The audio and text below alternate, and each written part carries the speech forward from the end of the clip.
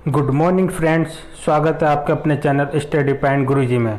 और आज हम आपके लिए लेकर आए करंट के कुछ मोस्ट इम्पोर्टेंट क्वेश्चन आज हम इस वीडियो में दिखाने वाले हैं। आइए चलते हैं अपने क्वेश्चन की तरफ।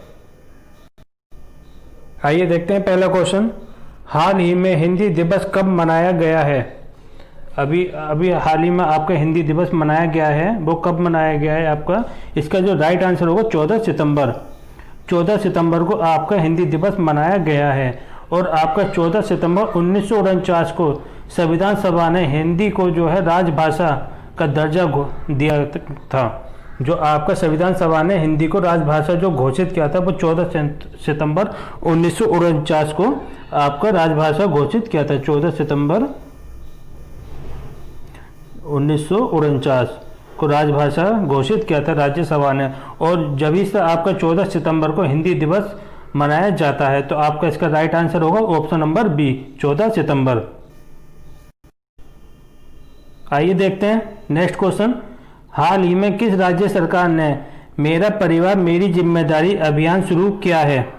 जो अभी हाल ही में जो है मेरा परिवार मेरी जिम्मेदारी अभियान शुरू किया है, वो किस राज्य सरकार ने शुरू किया है? तो आपका इसका राइट आंसर होगा option number C, Maharashtra. Maharashtra सरकार ने मेरा परिवार मेरी जिम्मेदारी अभियान शुरू किया है, जो कि आपके जो महाराष्ट्र के मुख्यमंत्री हैं उद्धव ठाकरे, जो आपके महाराष्ट्र के मुख्यमंत्री उद्धव ठाकरे ने जो है कोरोना वायरस पर काबू पाने के लिए यह अभियान शुरू किया है, जो कि आपका ये 14 सितंबर से शुरू किया गया था। आपका ये अभियान मेरा परिवार मेरी जिम्मेदारी अभियान जो है आपका 15 सितंबर से जो आपका शुरू किया गया था। और महाराष्ट्र सरकार ने ही अभी हाल ही में मुफ्त स्वास्थ्य बीमा प्रदान करने वाला पहला राज्य बना है। जो आपका जो महाराष्ट्र जो राज्य है वो पहला राज्य बना मुफ्त स्वास्थ्य बीमा प्रदान करने वाला। और उसी ने ही आपका मेरा परिवार मेरी जिम्मेदारी अभियान शुरू किया है। महाराष्ट्र राज्य ने आपका 15 सितंबर से ये अभियान शुरू किया है ना। तो आपका इसका राइट आंसर होगा ऑप्शन नंबर सी, महाराष्ट्र। आइए देखते हैं नेक्स्ट क्वेश्चन। हाल ही में इमामी लिमिटेड कंपनी ने हाइजीन रेंज के उत्पादकों के लिए अपना नया ब्रांड एम्बेसडर नियुक्त किया है। जो आपके इमामी लिमिटेड कंपनी ने हाइजीन रेंज के जो उत्पादक हैं उनके लिए जो एक नया ब्रांड एम्बेसडर नियुक्त किया है, तो वो किसे किया है? आपका इसका जो राइट आंसर होगा जूही चावला, ऑप्शन नंबर सी, जूही चावला को जो है इमामी लिमिटेड कंपनी ने हाइजीन रेंज के जो उत्पादक के लिए जो है ब्रांड एम्बेसडर नियुक्त किया है, जो कि आपका अपना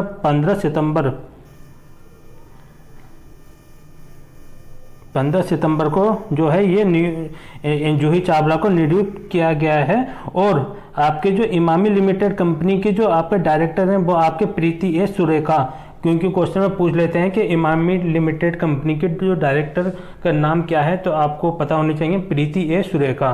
प्रीति ए सुरेखा आपके इमामी लिमिटेड कंपनी के जो डायरेक्टर हैं। और इमामी लिमिटेड कंपनी ने ही अपना जो है नया ब्रांड एम्बेसडर जो नियुक्त किया है वो आपके जूही चावला। तो इसका राइट आंसर होगा ऑप्शन नंबर सी। आइए देखते हैं नेक्स्ट क्वेश्चन।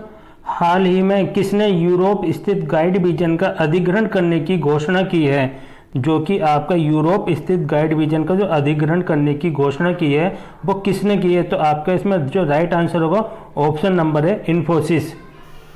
इन्फोसिस ने जो है आपके यूरोप स्थित गाइड विजन का अधिग्रहण किया है। और जो आपके इन्फोसिस के जो आपके सीईओ जो हैं आपके सलील पिरखर, जो आपके सीईओ हैं आपके इन्फोसिस कंपनी के सलील पिरखर। और आपके इन्फोसिस का जो हेडक्वार्टर है आपका कहाँ पर है? हेडक्वार्टर बेंगलुरु। आपको जानकारी होनी चाहिए कि इन्फोसिस कंपनी का हेडक्वार्टर कहाँ स्थित है? बेंगलुरु में स्थित है। और सीईओ जो है आपके सलील पिरखर।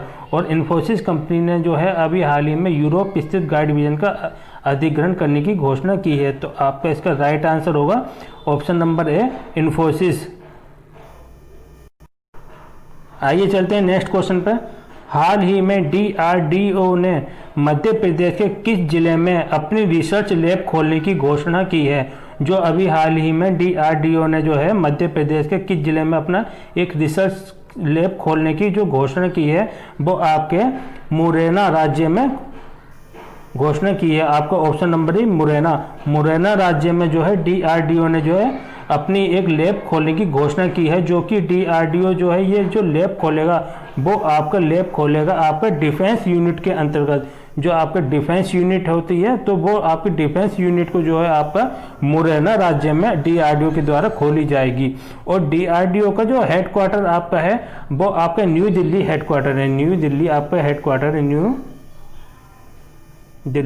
न्यू दिल्ली आपका हेडक्वार्टर है DRDO का। और जो DRDO की जो स्थापना हुई है वो आपकी हुई है 1958 में आपकी DRDO की स्थापना हुई है। और इसका जो आपका राइट आंसर होगा मुरैना राज्य में जो है DRDO अपने एक रिसर्च लैब खोलेगा। तो आपका इसका जो राइट आंसर होगा ऑप्शन नंबर बी, मुरैना। आइए चलते हैं नेक्स्ट क्वेश्चन पे। हाल ही में 27वें एशियन रीजनल प्लेटफॉर्म में भारत का प्रतिनिधित्व किसने किया है? जो आपका 27वां एशियन रीजनल प्लेटफॉर्म में जो भारत का प्रतिनिधित्व किया है वो किसने किया है? तो आपका इसका जो राइट आंसर होगा B, Muralidharan. Option number B Muralidharan ने जो है आपका 27वें एशियन रीजनल प्लेटफॉर्म में भारत का प्रतिनिधित्व किया है। आपके जो बी मुरलीधरन है वो आपके विदेश राज्य मंत्री हैं। कौन है? विदेश राज्य मंत्री हैं बी मुरलीधरन। आपको पता होनी चाहिए, विदेश राज्य मंत्री बी मुरलीधरन, जिन्होंने जो आपका ये आपका रीजनल प्लेटफॉर्म के दौरान जो समुद्री सुरक्षा, आतंकवाद और कोविड-19 की महामारी पर जो भारत के जो प्रयास जो किए थे भारत ने उसको साझा किया। और उसके साझा करने के बाद जो है इसमें आपका जो नया जो इसमें डेवलप किया जाएगा रीजनल प्लेटफॉर्म में वो इसके द्वारा करा जाएगा। ठीक। और आपका जो एशियन जो है आपका वो दक्षिण पूर्व एशियाई देशों का एक संगठन होता है और उसमें क्षेत्रीय अंतर सरकारी संगठन भी शामिल होता है। दक्षिण पूर्वी एशिया का संगठन और क्षेत्रीय अंतर सरकारी संगठन जो है आपका एशियन के अंतर्गत आता है। तो आपको जो 27वां जो आपका इसमें जो 27वां रीजनल प्लेटफॉर्म का जो प्रतिनिधि क्या आपके B Muralidharan, option number B जो है बी मुरलीधरन, जो कि आपके विदेश राज्य मंत्री हैं, उन्होंने जो है भारत का प्रतिनिधित्व किया है। तो आपके इसका जो राइट आंसर होगा ऑप्शन नंबर बी। आइए चलते हैं नेक्स्ट क्वेश्चन पे। हाल ही में केयर रेटिंग ने वित्त वर्ष 2021 में भारत की GDP कितने प्रतिशत रहने का अनुमान लगाया है? जो आपके जो केयर रेटिंग है उसके अनुसार जो वित्त वर्ष आपके 2021 में भारत की जो GDP कितने प्रतिशत रहने का अनुमान लगाया है? बहुत अच्छा क्वेश्चन है। तो आपको इसका जो राइट आंसर होगा -8.2%। -8.2% जो है भारत की GDP रहने का अनुमान लगाया है केयर रेटिंग के द्वारा, जो आपके 2021 में है। ठीक है। और आपके GDP होती क्या है पहले ये समझिए आप। GDP क्या होती है? GDP होती है आपके ग्रॉस डोमेस्टिक प्रोडक्ट। उसके अंतर्गत क्या आते हैं? जो आपका सरल घरेलू उत्पाद, उसमें क्या था, किसी देश की आर्थिक गतिविधियों को मापने का एक बहुत ही अच्छा प्लेटफॉर्म है, उसको बोलते हैं GDP। जो आपकी जो देश की जो आर्थिक जो गतिविधियां हैं उनको जो एक मापने का जो पैमाना है उसको बोलते हैं हम GDP।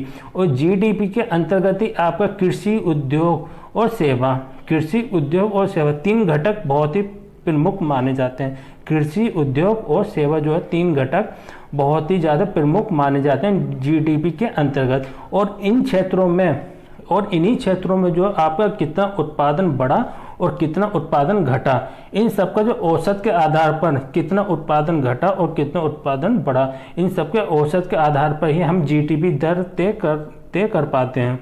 जो हमारा जो उत्पादन होता है कृषि उद्योग और सेवा कर में जो हमारा उत्पादन होता है क्यों उस उत्पादन में हमारा कितना उत्पादन बढ़ता है या हमारा उत्पादन घटता है, उसी के एवरेज को हम लेकर चलते हैं और उसी एवरेज के आधार पर हम GDP की जो है दर तय करते हैं कि हमारी GDP आपकी जो है बढ़ी है या आपकी GDP घटी है। इसी पे ये हमारी डिपेंड करती है। और आपका जो GDP जो होता है आपका सकल घरेलू उत्पाद जो होता है आपका वो राष्ट्रीय सांख्यिकी विभाग जो आपके राष्ट्रीय सांख्यिकी विभाग के अंतर्गत GDP की गणना होती है। ये ध्यान रखना, आपके राष्ट्रीय सांख्यिकी विभाग के अंतर्गत GDP की गणना होती है। पूछ लिया जाता है कि आपके GDP की गणना किस विभाग के अंतर्गत होती है, तो वो होती है राष्ट्रीय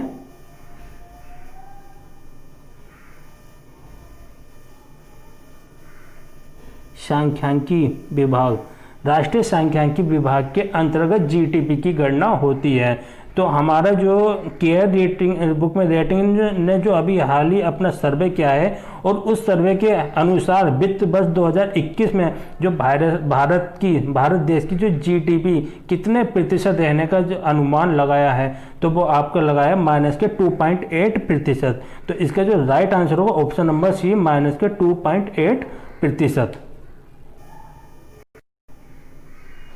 आइए चलते हैं नेक्स्ट क्वेश्चन पे। हाल ही में अमेजन ने डिजिटल सहायक अलेक्सा की वॉइस के लिए किसे चुना है? जो अभी हाल ही में जो है अमेजोन ने आपका डिजिटल सहायक एलेक्सा की जो वॉइस के लिए किसकी आवाज़ चुनी, कि मतलब कि जो एलेक्सा की जो वॉइस के लिए जो किसको चुना गया है? तो आपका इसमें जो राइट आंसर होगा Amitabh Bachchan, option number C, Amitabh Bachchan. Amitabh Bachchan को जो है अब हम जो है एलेक्सा की वॉइस में सुनेंगे। जो हमारा अमेजोन ने जो अपना जो डिजिटल सहायक जो एलेक्सा की वॉइस के लिए जो अमिताभ बच्चन की वॉइस को चुना गया है, तो अब इसमें जो एलेक्सा की जो वॉइस में हम सुनेंगे वो हम अमिताभ बच्चन जी की आवाज़ को सुनेंगे। तो हमारा इसका जो राइट आंसर होगा option number C, Amitabh Bachchan. आइए देखते हैं नेक्स्ट क्वेश्चन। हाल ही में किस राज्य सरकार ने उच्च न्यायालय, जिला अदालतों और प्रशासनिक भवन आदि के लिए विशेष बल गठित करने की घोषणा की है? बहुत अच्छा क्वेश्चन है। जो आपके उच्च न्यायालय, जिला अदालतों, प्रशासन भवन आदि के लिए एक विशेष बल गठित करने की जो घोषणा की है हाल ही में, वो किस राज्य सरकार ने की है? तो आपका इसका जो राइट आंसर होगा उत्तर प्रदेश। उत्तर प्रदेश ने जो है आपके जो है एक ये विशेष बल गठन बुक में बल का जो गठित करने की घोषणा की है। और उत्तर प्रदेश के जो आपके मुख्यमंत्री हैं योगी आदित्यनाथ, जो आपके उत्तर प्रदेश के जो मुख्यमंत्री हैं योगी आदित्यनाथ जी के द्वारा इसका गठन किया गया है। योगी आदित्यनाथ जी के द्वारा आपका इसका गठन किया गया है। और ये जो गठन किया है ये आपका 13 सितंबर को इसका गठन किया गया है। और इसके जो गठन में क्या है आपका, इस बल का जो गठन केंद्रीय औद्योगिक सुरक्षा बल की तर्ज पर किया जाएगा। जो आपको जो केंद्रीय औद्योगिक सुरक्षा बल जो है उसको इसमें जो है उसकी तर्ज पर इसका गठन किया जाएगा। और जो है हमारा जो इसमें जो है उच्च न्यायालय और जिला अदालतों, प्रशासन भवन आदि के लिए एक विशेष बल का जो गठन किया गया है वो हमारा जो है आपके इसमें उत्तर प्रदेश राज्य सरकार के द्वारा किया गया है। और हमारा इसमें जो आपका यूपी सरकार, उत्तर प्रदेश सरकार ने बाल श्रमिक विद्या योजना और प्रवासी राहत मित्र ऐप्स अभी हाल ही में इन योजनाओं को जो है आपके लॉन्च किया गया है उत्तर प्रदेश सरकार के द्वारा। और हमारा जो इसमें जो राइट आंसर होगा ऑप्शन नंबर सी, उत्तर प्रदेश। आइए देखते हैं नेक्स्ट क्वेश्चन। हाल ही में किस राज्य सरकार ने भारत का सबसे बड़ा पिगरी मिशन लॉन्च किया है? बहुत अच्छा क्वेश्चन है। पिगरी मिशन लॉन्च किया है किस राज्य सरकार ने? तो इसका जो आपका राइट आंसर होगा आपका मेघालय। मेघालय ने जो है आपका पिगरी मिशन लॉन्च किया है हाल ही में। और जो आपका मेघालय सरकार द्वारा 209 करोड़ रुपए की लागत से बना, कितने 209 करोड़ रुपए की जो लागत से बना ये भारत का सबसे बड़ा पिगरी मिशन लॉन्च किया है, जो भारत का अब तक का सबसे बड़ा। ये अच्छा है क्योंकि वो पूछ लेते हैं भारत का सबसे बड़ा पिगरी मिशन कहाँ पे लॉन्च किया है, तो मेघालय में। तो मेघालय सरकार के द्वारा 209 करोड़ रुपए की लागत से बना भारत का सबसे बड़ा पिगरी मिशन लॉन्च किया गया है, जो आपका सबसे बड़ा पिगरी मिशन लॉन्च किया गया है। और ये क्यों किया है पिगरी मिशन लॉन्च मेघालय सरकार ने? इसमें क्या है आपका 3 वर्षों में 150 करोड़ रुपए के पोक वार्षिक आयात को कम करना, और मेघालय को जो आपके जो पोक जो सुअर का जो मांस है उसके उत्पादन में आत्मनिर्भर बनाना है। जो आपके सुअर का जो मांस है मेघालय सरकार द्वारा उसको उत्पादन में आत्मनिर्भर बनाना है। तो हमारा जो है ये पिगरी मिशन जो लॉन्च किया गया है भारत का सबसे बड़ा, ये हमारा मेघालय सरकार में। तो आपका इसका जो राइट आंसर होगा ऑप्शन नंबर बी, मेघालय। तो हमारे जो है मेघालय सरकार के जो मुख्यमंत्री हैं कॉनराड संगमा। और राज्यपाल कौन है मेघालय के? आपके सत्यपाल मलिक। राज्यपाल है मेघालय के सत्यपाल मलिक। और राजधानी क्या है मेघालय की? शिलांग। क्योंकि एग्जाम में कभी कभार पूछ लेते हैं कि मेघालय की राजधानी क्या है, तो आपको जानकारी होनी चाहिए। तो मेघालय की राजधानी शिलांग, राज्यपाल सत्यपाल मलिक, और मेघालय के मुख्यमंत्री हैं कॉनराड संगमा। तो हमारा इसका जो राइट आंसर होगा, पिग्मी मिशन का जो हमारा लॉन्च किया है वो मेघालय सरकार बुक में मेघालय राज्य के द्वारा ये लॉन्च किया गया, और इसका हमारा राइट आंसर होगा ऑप्शन नंबर बी, मेघालय। आइए देखते हैं नेक्स्ट क्वेश्चन पे। हाल ही में योशिहिदे सुगा को किस देश का नया प्रधानमंत्री चुना गया है? जो आपके योशिहिदे सुगा को जो है किस देश का नया प्रधानमंत्री बनाया गया है हाल ही में? तो आपका जो इसमें राइट आंसर होगा Japan, option number C, Japan. Japan देश का जो है आपके योशिहिदे सुगा को जो है प्रधानमंत्री बनाया गया है। और योशिहिदे सुगा से पहले जो आपके जापान देश के जो प्रधानमंत्री थे वो आपके थे शिंजो आबे जो आपके जो पहले प्रधानमंत्री थे जापान देश के। और अब जो वर्तमान में जो नियुक्ति की गई है जापान देश के प्रधानमंत्री की, वो हैं आपके योशिहिदे सुगा। और जो आपके जापान देश के जो प्रधानमंत्री है इनकी जो नियुक्ति की जाती है वो 4 वर्ष के लिए नियुक्ति की जाती है। 4 वर्ष का इनका कार्यकाल होता है प्रधानमंत्री का। तो इसका जो आपका राइट आंसर होगा option number C, Japan.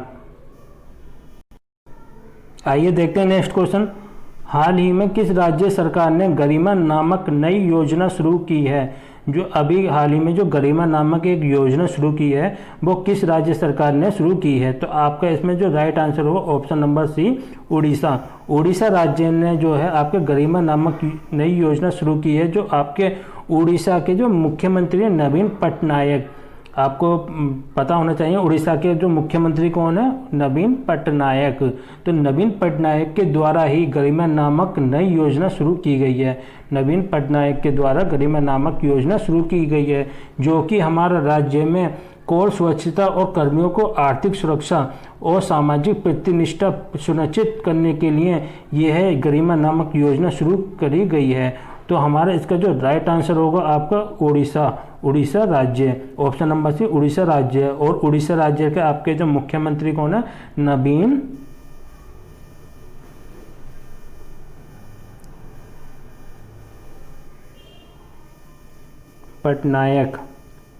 Patnaik Orissa राज्य के मुख्यमंत्री हैं। तो आपका इसका राइट आंसर होगा उड़ीसा, ऑप्शन नंबर सी।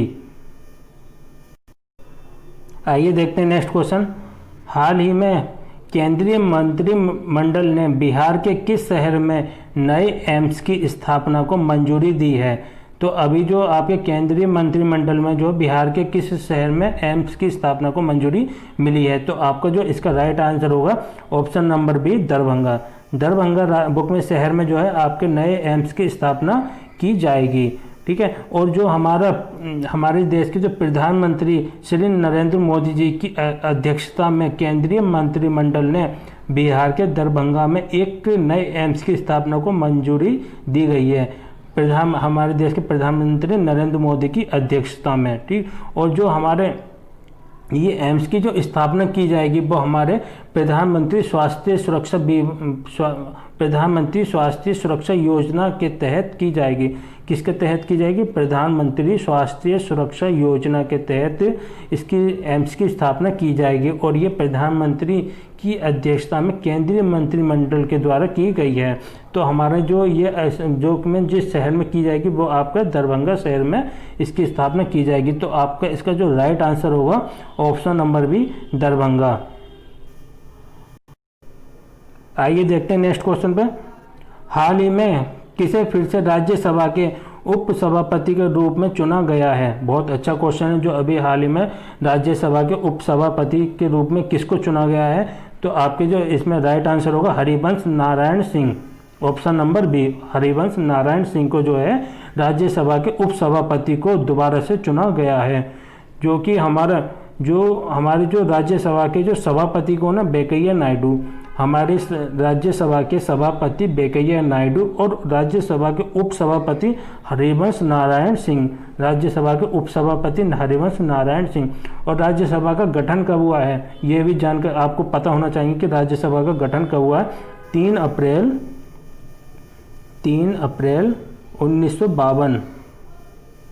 1952 को राज्यसभा का गठन हुआ है। 3 अप्रैल 1952 को राज्यसभा का गठन हुआ है। और हमारे वर्तमान में जो है राज्यसभा में सदस्य कितने हैं, तो वर्तमान में सदस्य राज्यसभा में 245 सदस्य हैं, 245 सदस्य हैं हमारे राज्यसभा में। तो पूछ लेते हैं कि बुक में राज्यसभा में वर्तमान में कितने सदस्य हैं, तो 245 सदस्य हैं हमारे राज्यसभा में। वर्तमान में 245 सदस्य हैं। और राज्यसभा की जो गठन किया गया है वो 3 अप्रैल 1952 में गठन किया गया। 3 अप्रैल 1952 में राज्यसभा का गठन किया गया है। और राज्यसभा के जो सभापति हैं आपके वो हैं वेंकैया नायडू। राज्यसभा के सभापति कौन है, वेंकैया नायडू। और राज्यसभा के उपसभापति का जो अभी निर्वाचन हुआ हाल ही में वो है हरिवंश नारायण सिंह। तो इसका जो आपका राइट आंसर होगा option number B, Harivansh Narayan Singh. आइए चलते हैं नेक्स्ट क्वेश्चन पे। हाल ही में माई लाइफ इन डिजाइन नामक पुस्तक किसने लिखी है, माई लाइफ इन डिजाइन नामक पुस्तक किसने लिखी है, तो आपके इसका जो राइट आंसर होगा option number C, Gauri Khan. Gauri Khan के द्वारा माई लाइफ इन डिजाइन नामक पुस्तक लिखी गई है, जो कि ये पुस्तक जो है आपकी 2021 में लॉन्च की जाएगी। माई लाइफ इन डिजाइन जो पुस्तक है वो आपकी 2021 में डिजाइन की जाएगी। और इस पुस्तक में जो है गौरी खान की डिजाइनर बनने की जर्नी और डिजाइन फिलॉसफी के बारे में वर्णन किया गया है। जो आपके गौरी खान के जो डिजाइनर बनने की जर्नी और उनके डिजाइन की जो फिलॉसफी है उसके बारे में माई लाइफ इन डिजाइन पुस्तक में वर्णन किया गया है। तो ये पुस्तक के जो माई लाइफ इन डिजाइन जो पुस्तक लिखी है आपकी गौरी खान ने लिखी है। और इस पुस्तक को जो लॉन्च किया जाएगा सन 2021 में लॉन्च किया जाएगा। ठीक, तो हमारा इसका जो राइट आंसर होगा option number C, Gauri Khan. अच्छा, आपको हमारी वीडियो कैसी लगी प्लीज़ हमें कमेंट करके ज़रूर बताइएगा और हमारे चैनल को लाइक करिएगा, सब्सक्राइब करिएगा।